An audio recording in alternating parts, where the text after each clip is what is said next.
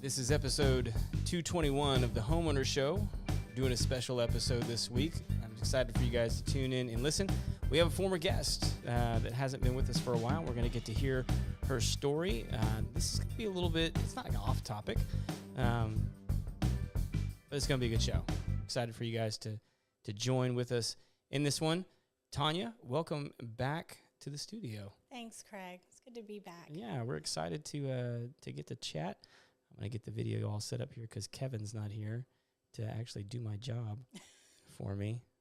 All right, we got everybody on camera now. So why don't you introduce your guest, that young gentleman? Yes, this handsome young man. This is my brother, Bobby, my baby brother. Baby brother.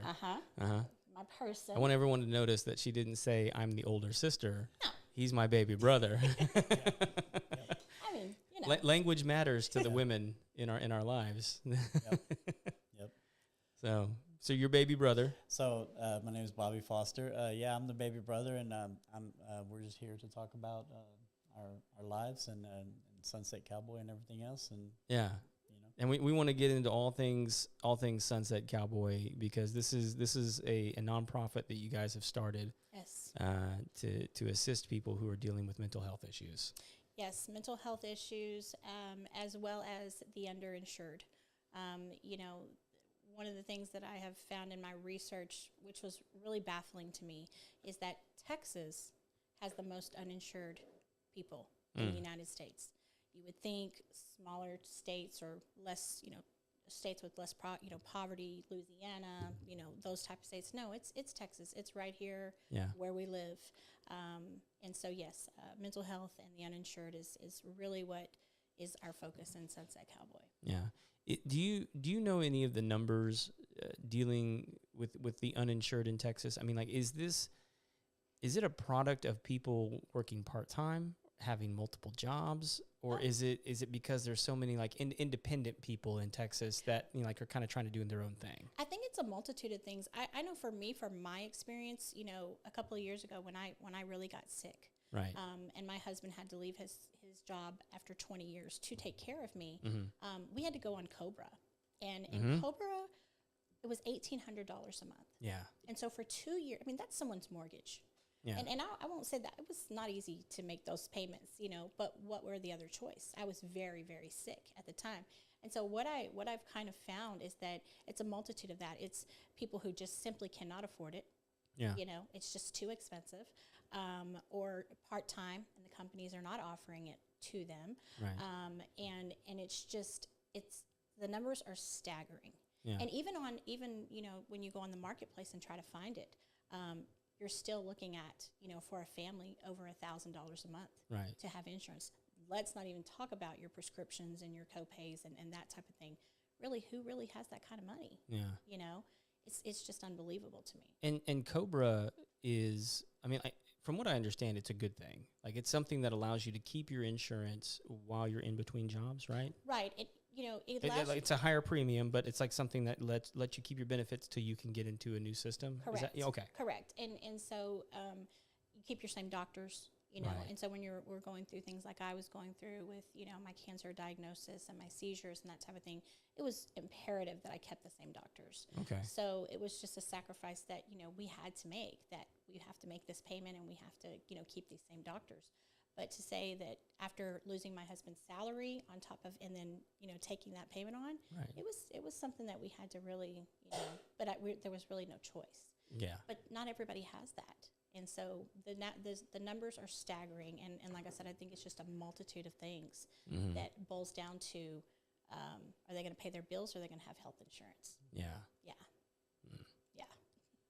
So, it's that has got to be one of the most difficult positions to be in, to know that, like, you have, not just like physical medical issues, but if you have like mental medical issues that you need assistance with, and you have no means by which, I would imagine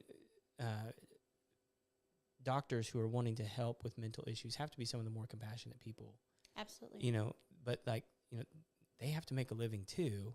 And so like it's got to be so difficult for them to have to work within this system, Right. you know. And like we all know that, like, well, because I think a lot of people would say, well, why don't you just pay for it yourself? You know, screw the insurance. Just go find a doctor and just work out something with them. Well, like that can be expensive too. That can be just as much as the insurance sometimes. It doesn't work that way, Yeah. unfortunately. I mean, it's very expensive, and I think that's where we get caught in these vicious cycles of people staying sick because Right. they just can't afford. They can't afford it. They can't afford to speak up about it. They can't Right. afford to go get the help. They don't want to be judged. People don't want to talk about it. Yeah. But ultimately, they can't get the help. And I'll tell you, we And, talked well, about and this. there's even like a difference between going to see a physician and then, like, say you need medication. Absolutely. You know, that medication is often subsidized by the insurance. That, like, if you need it and you don't have insurance, then you got to pay, you know, the full premium on that, which Absolutely. most people, I mean, can't afford. No. I would imagine that most of those kind of meds are rather expensive. Yeah, I mean, one of my, when I was getting my treatment initially, it was, like with insurance, it was $3,000 a treatment. So you're talking about $12,000 a month Yeah. just for me to try to stay alive. I mean, that you know. And that's also what we're going after with Sunset Cowboy. You know, I think I just read an article with Mark Cuban. He's doing his own medication online. He is, yeah. And where there's this medication that costs $9,000 for cancer patients, he's offering it for $47 on his platform. Right. You know, and he's not letting insurance get involved in all of that stuff. You know, that's kind of like, you know, and being a philanthropist like that, Mm-hmm. you know, he's changing the world because someone's life can be saved for $47. You know, Yeah. and he's not letting insurance get involved. You know, that's kind of like the direction we're going, and more people need to build platforms like this to offset for the insurance that is, not being offered in Texas. Well, and I think until it hits you straight in the face, Mhm. until it comes into your home, Yeah. just don't think about it. It's other people's problem. Yeah. Yeah. Yeah. They should have planned better, or they Right. should. Yeah. And Right, we they should also have want, saved more, or, whatever the case may be. and we also want to let family members know you need to look out for the warning signs. We saw signs, with CJ, that we could have done things a little differently. We could have, Yeah. Maybe if Sunset Cowboy would have been involved, and you can get on there privately and click on a link, he could have been medicated at the time. Yeah. Things like that. So that's what we hope to do is to change the path, of course, someone else's. Yeah, and let's spend some time talking about CJ. Before we do that, I want to get a chance to hear a little bit of y'all's background, because we were talking a little bit about that before the show. And Tanya, I've known about yours for a long time, but I was just hearing about yours, Bobby. It's really inspirational. I'd really love people to hear, like, kind of where you're coming from, because I mean you are a person who, like, literally has turned their life completely around. Yeah, my sister always says I'm a walking miracle. This one? You only have one sister? Yeah, Okay. yeah. I just want to give credit where credit is due. Yes. Tanya has always said, that I'm a walking miracle. So 11/23/2013, I'd hit the end of my rope. I was 123 pounds. I was out there pretty bad. I was on drugs and alcohol. And At 123 pounds, I mean, you're not a little dude. no, I'm 195 now. Yeah. Yeah. And, I didn't really know what I was dealing with. My whole life I was suffering from addiction. I'd in and out of jails, institutions. I think I've been to rehab like 7-8 times. Mm-hmm. Family had wrote me off. Mother had wrote me off. Everything, stealing from them. And I was feeding an addiction I didn't know what I was dealing with. Yeah. When I finally realized that I was dealing with the disease of alcoholism, and I got smart about it, and I let go. One of the things, I grew up in a small East Texas town called Point, and Okay. as men, we're not told to surrender or give up. Right. We're just white knuckle it and tough it out, and dust off your jeans, put on your boots, and go. But when I finally surrendered and I finally worked, the program of Alcoholics Anonymous, Uh-huh. and I let go, and I had, for me, I always say pain is a great motivator for change. Right. When you get enough pain and you put your family through enough pain, you change. So, I was like I said, I was like 120 pounds. Mm-hmm. She picked me up, and her and her husband, and something changed in me. And then, I knew I needed help. I Mhm. knew it wasn't just a bad circumstances. And, she guided me through. My sister helped me. I think so it was like 9 years ago, I called her. I was in a toxic relationship with my wife, who passed away. She passed away tragically. She burned to death in a car accident. Oh my gosh. And this is my son's mother. And, she was, she was using drugs behind my back while I was still in sobriety, and she was using drugs, and she had my son. And then when it all came, about, it was unbeknownst to me. Mm-hmm. So I had left her, and I called her. I said, this is going on. She even came out there, and Tanya came to Dallas and the birth of my son. I got custody of my son, and I said, look, I have a 2001 Chrysler 300 and $600, and I need to come to Houston. She's like, come on out here, and this is after I'd been sober for a while. Yeah. Well, I think too, one of the things that why we are so close is the way we did grow up. I mean, we are figuring out those things, those generational curses, being born to a mother that was a teenager. My mom was 16 years old when she had me. She was in poverty. Our father was an alcoholic. He wasn't around. He was never there. When you grow up without a father, especially as a young man, I think Bobby had a lot of identity problems. He really didn't know who he was. My mom couldn't teach him how to be a man. She couldn't teach him how to be strong, stand up for himself. So all of those things encompass, like when you're being molded as a child, and you're figuring out, we're figuring out the generational trauma that, we went through, why we made the decisions that we made. I think me being a young mother, I couldn't make those decisions. I had a child, but Bobby, was kind of out there, flailing in the world and saying, no one's watching me, no one's helping me, and so he turned to, alcohol and drugs, where that was never an option for me because I had a little baby looking at me, so our worlds were very different, but we grew up exactly the same. And drugs and alcohol were my solution for a long time until they weren't. They stopped working, and then I started getting all these repercussions from them, but they just come to a point to where it was like I was missing Thanksgiving, I was doing things that I wasn't raised to do, and I was out there pretty bad. I mean, I've kicked down doors and drug him out of, apartments and I wouldn't give up on him because, it was not an option. Giving up on him was not an option. Growing up, we were two small East Texas kids living at Granny's house, picking plum trees. Granddad had a picker out there. So, our relationship is what brought us that close. There's this thing going on in our culture right now where there's a lot of people talking about fatherless households. Oh yes. And like the impact of that on the culture and the society that we're living in.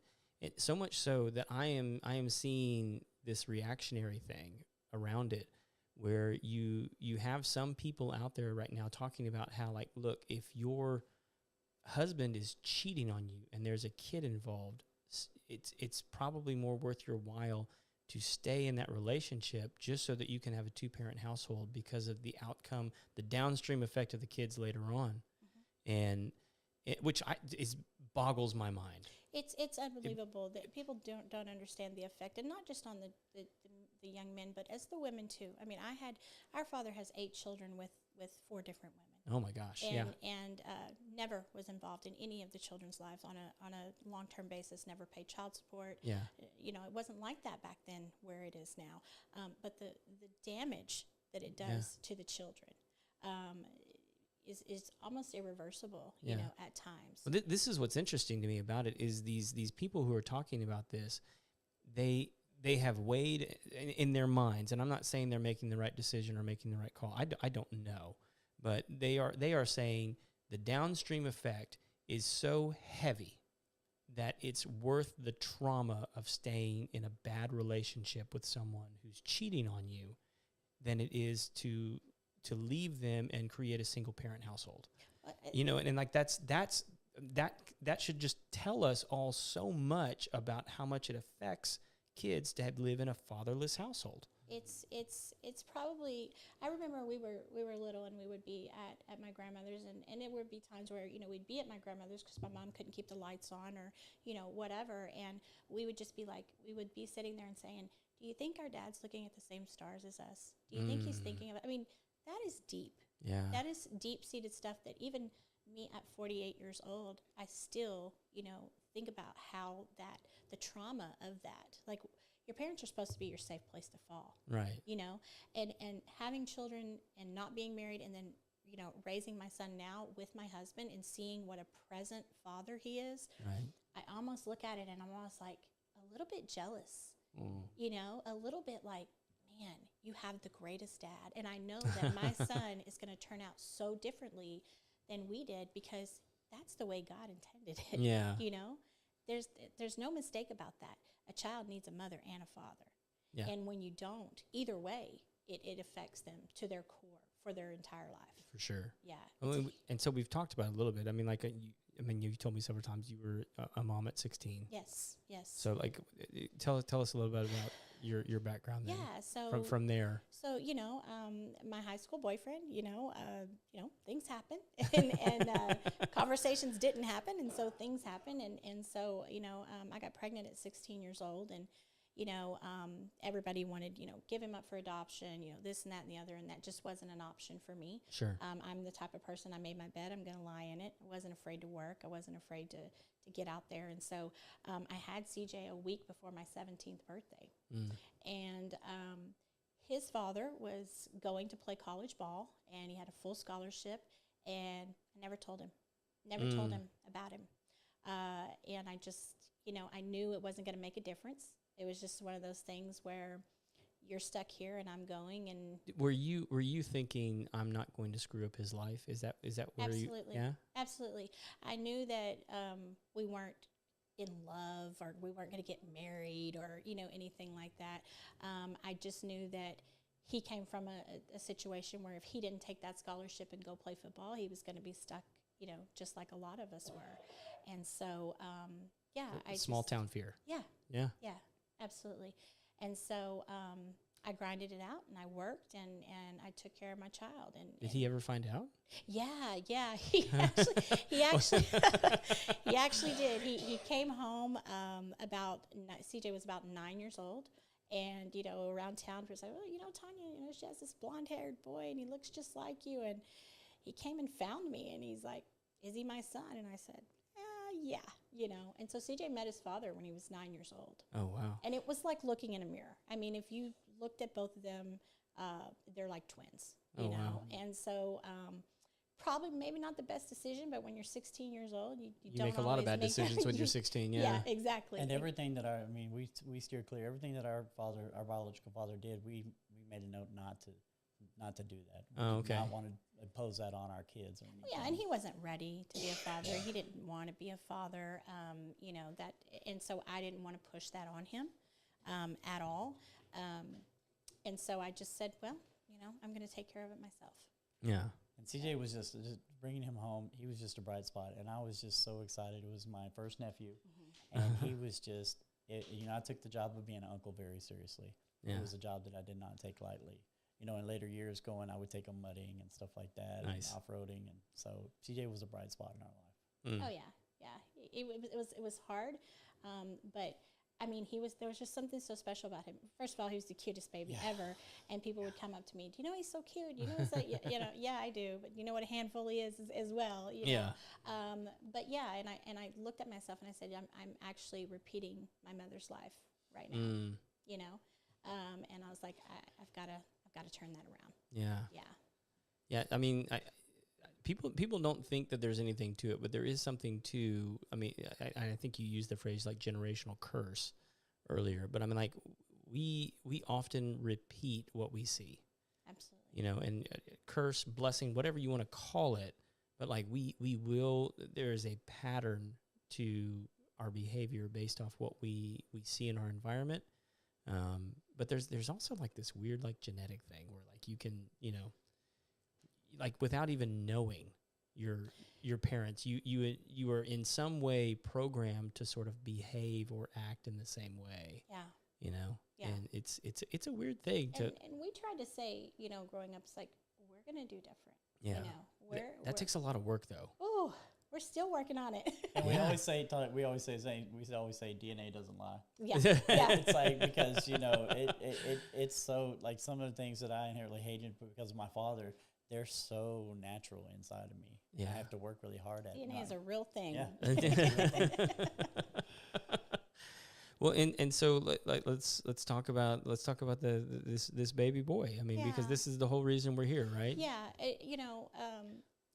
I was in labor for 36 hours with CJ. I should have known then that it was going to be a tough road. Okay. Yeah. But I never loved anything as much as I loved him. Mm. I mean, to know that, God gave me this child, and yes, I was young, but I knew that I wanted to change, the course of his life, and for him not to repeat the same things that I did. And so I think growing up without his father and not knowing until he was 9 years old, having a young mother, he hated having such a young mother because his friends would be like, your mom's so pretty. Mm-hmm. Is your mom mm-hmm. dating anyone? I mean, when he got into high school, he hated it. But in a lot of ways, he loved it because we really did kind of grow up together. He taught me so much, and also made me go out there and make a life for him. So I kind of took that as a challenge to what everybody who said, oh, well, you're another teen mom, you're never going to be anything, you're just going to be stuck here. I left East Texas and never looked back, and really built a really good life for ourselves.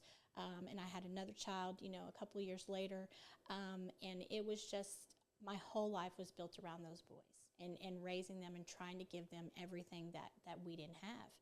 And, unfortunately, there were things that I tried to help him with that DNA, is there. The mental struggles that he had with his identity, with not knowing his father, with his father not being around. And then, by the time he met his father, it's a little strange to say, here's a 9-year-old child, he's yours, let's build a relationship. Yeah. He had never been a father either. And so, you think you get him through those tough years, and you get them through school, and you get them through the girls and high school, and all of those things, and to lose him the way that I lost him, is been. You always see it. You see it on TV. You see mothers losing children, and you think, how are they talking? How are they walking? How are they, answering these questions? You never think that it's going to happen to you.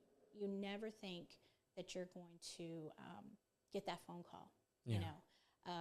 That your child is no longer here, and you know me, Craig. It's been the biggest thing that I've ever had to overcome in my life. It's been the most pain that I've ever had in my entire life. Yeah. I can't even describe the pain of losing a child to someone, especially when it's unexpected, and especially when it's so tragic. Yeah. And when you think, man, they're 30 years old, they're on their way. Got them through all the tough things, and it's definitely why we're here today. It's definitely why we are here talking about our nonprofit that we're starting about mental health and about the uninsured. CJ was 26 days from having insurance at his new job. What was he doing? So he was working in like a warehouse in College Station in the receiving department, and he was a receiving manager, and he had gotten a great opportunity, and he had been in the restaurant business for a long, long time, and he was trying to do something different. And one thing about him is he was charismatic. He had the biggest life personality, never met a stranger, and his one of his customers said, you know what, I want to give you a job. Yep. I want to give you insurance. I want to, and so, he was, like I said, 26 days from doing that. But, CJ was diagnosed with bipolar disorder young. And I always... bipolar. Right. Mm-hmm. Okay. Mm-hmm. He was diagnosed with bipolar disorder. And he really never... I would always tell him, people can live with bipolar and have a really good life. You have to understand your illness. You have to respect it. You have to understand environment. You have to understand that it's a serious, and you have to take your medication. And, when someone's 30 years old, you can't say, did you take your medication? And it started young with CJ. Like when he was 13 or 14, I remember coming on. I got the benefit of, just to backtrack on me and Tanya growing up, because our mom would be gone on jobs for months at a time. Yeah. We grew up together. So I was always living with Tanya and got the privilege of growing up with CJ. So, that's one of the things I was thankful for. Well, and I would try to get I tried to get him counseling. Yep. I tried to put him through. He wouldn't talk to counselors. To him, if he said, yes, I have bipolar, or yes, I need help, or yes, I'm struggling, it made him less of a man. So did he not acknowledge that? No, not at all. He right before he passed away, one of the last things that he said to me was, "Mom, I'm tired. You know, I'm tired of fighting this. I do know that I need help. I don't want to live like this anymore. This isn't who I am." You know, he battled his demons for sure, because someone you would talk to, and he was the most sweetest, most wonderful person in the world, and then, you know, he would go and do things that you're just like, what? Where did this come from? You know, we battled. You know, I say that life with him was like a roller coaster, and I never knew when we were going to go down and when we were going to come up. Yeah. You know, but I felt like we were turning a corner. I felt like he really was tired, because that, like Bobby said, you have to get to a point where you're tired of being in pain. And you know, I'm kind of a type of mom is that I love you, but I'm going to tell you, hey, you're doing wrong. Hey, I don't agree with this. Hey, I'm not okay with this. And that's kind of where we battled, because he did not like me telling him that I don't agree, you know. But my thing is that I want you to treat people with kindness. I raised you, you know, different than this. And really the illness was the downfall for him, because, you know, he initially, you know, he died from a brain injury. He got on a motorcycle. He'd never been on a motorcycle before, without a helmet, without proper gear, in a mania bipolar episode, thinking I'm 10 foot tall and bulletproof, and I can get on this motorcycle. It's just like riding a bike, right? Right. And no, it's not. and ultimately, he wrecked that motorcycle. Well, that was the first time he rode it? First time. Oh, my gosh. Off the lot. Buying it off the lot. And you know, he had 80% of his body was road rash. I think he slung him about 600 feet. Jeez. Going about 55 miles an hour with no helmet. Yeah.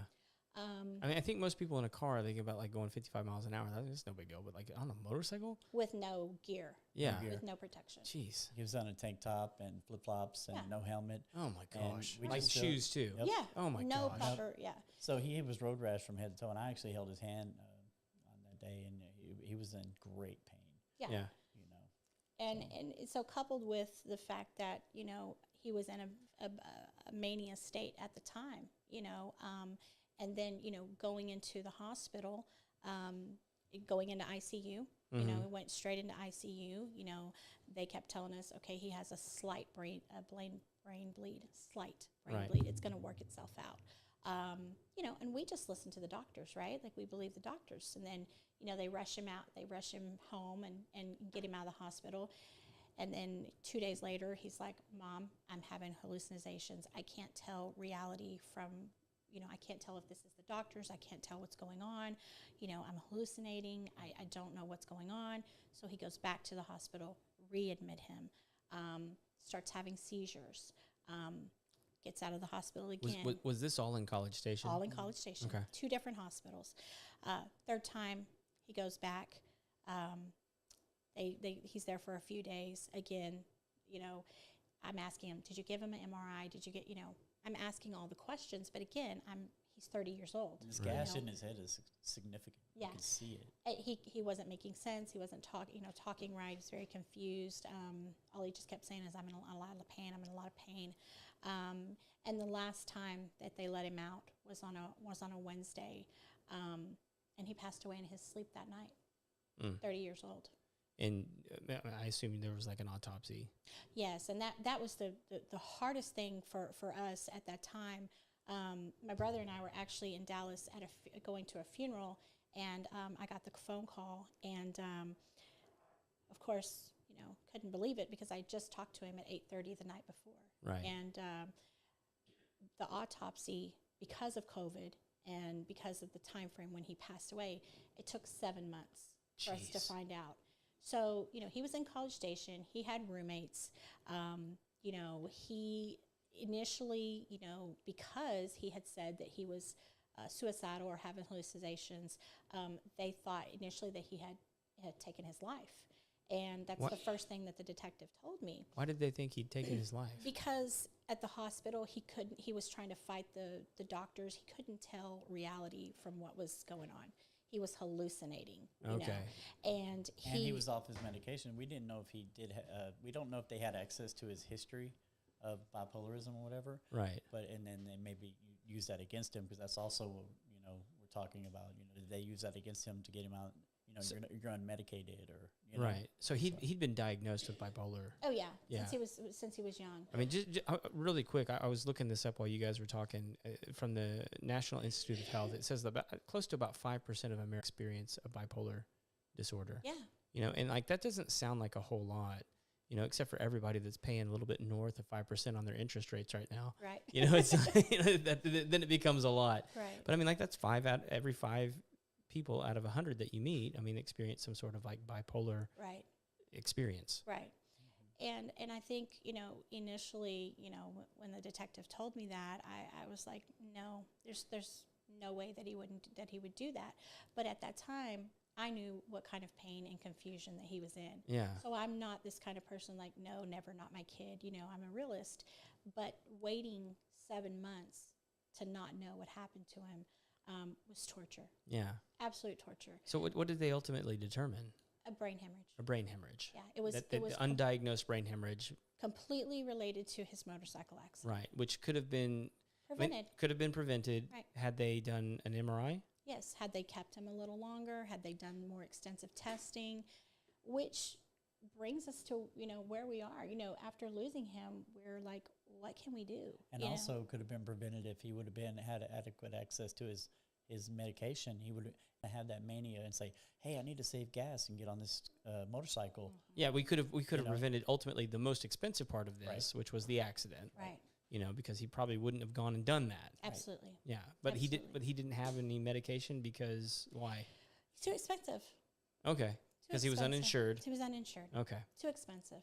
And I paid for many medications. Yeah. You know, but you know, How much was that medication? Do you know? the medication was, the one was, I think, like 320, something like that. For how long? I think it was 3 months supply. 3 months supply for 320. And it takes a couple of weeks or months even to work in your system before, you know, it starts changing your brain chemistry to where you start getting out of that mania. Right. And Yeah. again, the stigma of, I have bipolar disorder, saying that and being okay with that, he was not okay with that. He did not believe that he did. He just, Oh, he didn't believe. right, he did Okay. not believe that he did. And at the end, I think, you know, he was like, Mom, yeah, there's definitely something. You Right. know, I'm not sure. But the way he felt, you know, growing up and, you know, the stigma between saying, I need help, I have mental illness, Right. you know, it's exactly what we're talking about right here. He never wanted to say those words. Yeah. When he was 30? He was 30. Yeah, that's a tough pill to swallow. Yeah. Like, I need help. There's something wrong with me. I mean, like, and maybe like we just need like better words than there's something wrong with me. Right. You know, I don't know what they are. I mean, you have no problem saying, I'm sick, I have bronchitis, I have Right. the flu. It's no different. There's You know, not. Your brain is sick, and it needs help. And there's plenty of people that live great lives with mental illness, Sure. but they're medicated. They understand their triggers. They understand what they need to do and what they can't do, and the environments that they can't be around, and those types of things. And Well, and like let's be frank. I mean, like the people who have money that deal with this, right? Legit money. Like they end up having specialists that help them deal with this through like diet, right, through different kinds of therapies that aren't necessarily medication. right, There's a multitude of things available to people. absolutely. It's just whether or not everyone can afford them, and Exactly. that's the thing is like how do you make those things accessible